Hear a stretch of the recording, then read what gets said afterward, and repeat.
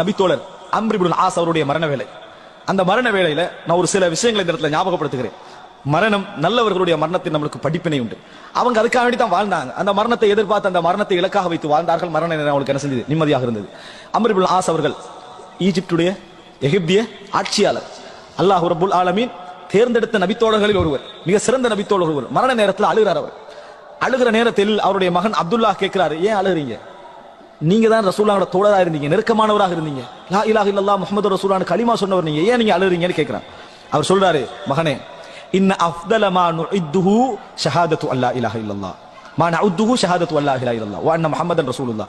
நாங்கள் வாழ்க்கையிலேயே நம்ம செய்த மிகப்பெரிய அமலாக நினைத்துக் கொண்டிருப்பது லா இலாஹ இல்லல்லாஹ் முஹம்மது ரசூலுல்லாஹ். அதல்ல நான் அழுவதற்கான காரணம், நான் என் வாழ்க்கையில் இன்னி குந்து அலா ஹயாத்தி அலா அத்பாகின் தலாதா, என் வாழ்க்கையில் 3 கட்டங்களில் நான் இருந்திருக்கிறேன்.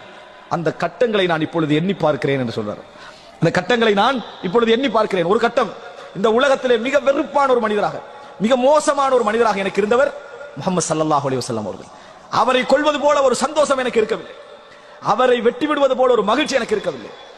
நான் நினைத்து பார்க்கிறேன், நான் அந்த நேரத்தில் மரணித்திருந்தால், அந்த நாளில் நான் மரணித்திருந்தால் லகுன்து மின் அஹ்லின் நார், நான் நரகவாதிகளில் ஒருவனாக இருந்திருப்பேன். அல்லாஹ் தஆலா என்னை அந்த நிலையை விட்டு காப்பாற்றினான். நான் அந்த நேரத்தில் அன்புள்ள சகோதரர்களை நினைத்து பாருங்கள், எமது வாழ்க்கையில் நான் அந்த நேரத்தில் மரணித்திருந்தால் என்று சொல்லக்கூடிய எத்தனை கட்டங்கள் நாங்கள் கடந்திருப்போம், எத்தனை நேரங்களை நாங்கள் கடந்திருப்போம். நாம் அந்த நேரத்தில் மரணித்திருந்தால் என்று சொல்றார். அதுக்கு பின்னால் நான் இஸ்லாத்துக்கு ஏற்றேன். இஸ்லாத்தை ஏற்ற பின்னால் இந்த உலகத்திலே எனக்கு மிக விருப்பமான மனிதராக நபி அவர்களை தவிர வேறு யாரும் இருக்கவில்லை. அவருக்கு நான் வழங்கிய கண்ணியத்திலும் மஹப்பத்திலும் காரணமாக நான் அவரை ஏறெடுத்து பார்க்க மாட்டேன், இப்படி பார்க்க மாட்டேன், நேர பார்க்க மாட்டேன். காரணம் கண்ணியத்தின் காரணமாக, அவர் வச்சிருந்த மரியாதை காரணமாக நான் நேர பார்ப்பது எனக்கு தயக்கமாக இருந்தது. மிகவும் விருப்பமான ஒரு மனிதராக அவர் இருந்தார். அவரோடு சேர்ந்து எத்தனையோ தியாகங்களை செய்தோம். நான் நினைத்து பார்க்கிறேன், அந்த நேரத்தில் நான் மரணித்திருந்தால் லகுன்து மின் அஹ்லில் ஜன்னah, நான் சொர்க்கவாதிகளில் ஒருவனாக இருந்திருப்பேன், நான் சொர்க்கவாதிகளில் ஒருவனாக இருந்திருப்பேன். ஆனால் 2 கட்டத்தையும் நான் கடந்து வந்துட்டேன். 2 வரல, அதுவும் வரல, இதுவும் வரல. நபிகளாருடைய மரணத்துக்கு பின்னால் உலகம் எங்களுக்கு திறக்கப்பட்டு விட்டது. ஆட்சியெல்லாம் நம்ம அடைஞ்சிட்டோம், அனுபவிச்சிட்டோம், உலகத்துல நிறைய வாழ்ந்துட்டோம். நான் பயப்படுவதெல்லாம் அல்லாஹ் ரப்புல் ஆலமீன் அதற்கு இதை சமமாக்கி விட்டானோ, தியாகத்திற்கு இந்த நிலைகளை எனக்கு சமமாக்கி விட்டானோ என்று நான் பயப்படுகிறேன்.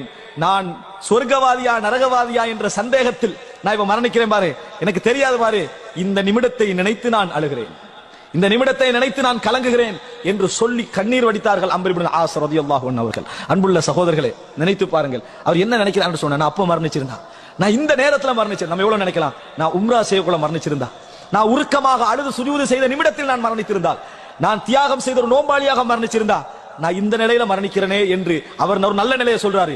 அல்லாஹ் நமக்கு ஒரு கெட்ட நிலையை ஏற்படுத்தி விடக் கூடாது. அல்லாஹ் ரப்புல் ஆலமீன் ஒரு கெட்ட நிலையை ஏற்படுத்தி விடக் கூடாது. காரணம், இன்னமல் அஅமாலு பில் ஹவாத்தீம், அமல்கள் எல்லாம் முடிவை வைத்துத்தான், அமல்கள் எல்லாம் அதனுடைய பெருமதியையும் அளவை வைத்தல்ல, முடிவை வைத்துத்தான் என்பதை புரிந்து கொள்ள வேண்டும். பிலால் ரலியல்லாஹு